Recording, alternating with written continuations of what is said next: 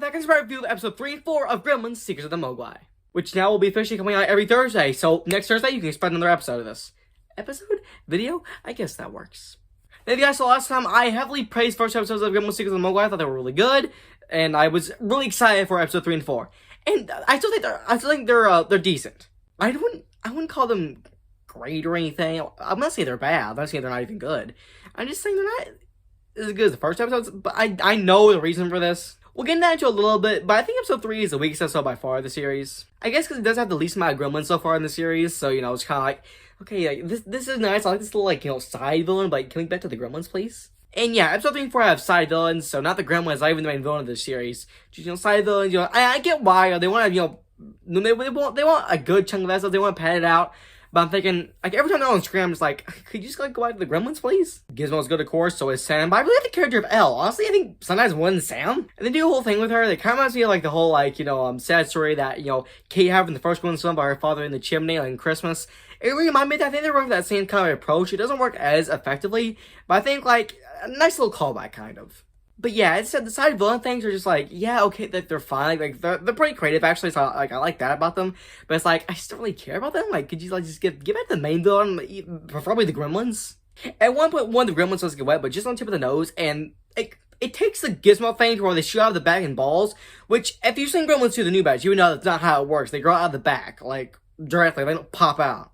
So this is just not right at all, unless, the nose is, not big enough to where it had to that, but we never seen it before in Gremlins 1 or 2, so I don't think that's, I think it's just, going against the canon. If you guys have seen the Gremlins fandom, they kind of agree that Mohawk is a reincarnation of Stripe.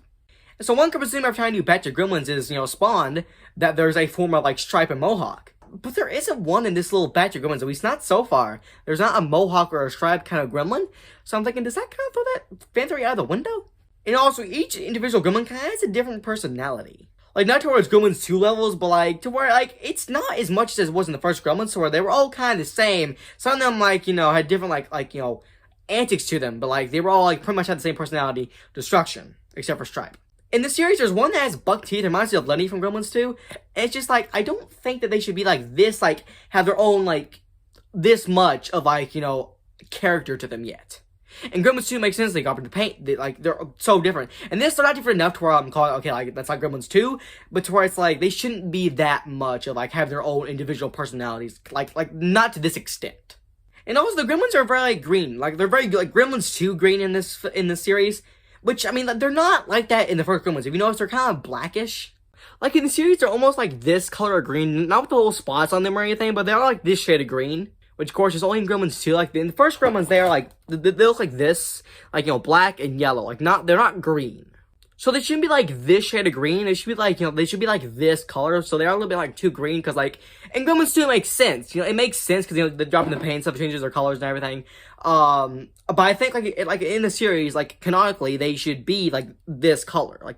They should look like this, not like that. And also, in the series, briefly appears some brown Gremlins, which, of course, that's also not, that doesn't, in Gremlins 1, there's not any brown Gremlins. They are all just this color. Again, in Gremlins 2, it makes sense to drop in the paint. That's why they explain why they're green and brown and also multicolored. But they shouldn't be this shade of brown in the series. They should definitely they should look like this and not like this. They shouldn't look like that because if we're going by the canon of the first Gremlins, they shouldn't look like that, but it's just a minor little thing. They still look like the Gremlins enough, but I don't think their design is close enough to the Gremlins. They look more cartoony. They look very cartoony, which I know it's a cartoon. It's gonna kind of look like that, but I don't think they look enough like them, in my opinion. I think they look kind of off.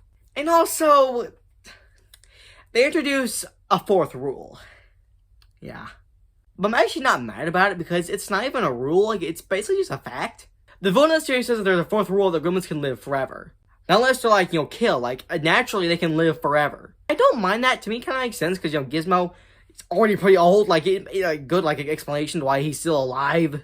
Other than that, I don't have much to complain about with the series. I still don't want to give it a rating overall because I want to see it all before I give it a good or a great or a bad rating. And these were just minor nitpicks that as a diehard Gremlins fan, I noticed him, I would like them, I'd like, the creators take more time, making sure that they stick to the source material, make sure that they, stick to the canon that's already been introduced in Gremlins 1 and 2, because this is prequel, so they need to stick to that. It's not like a Gremlins 3 where they can do whatever they want.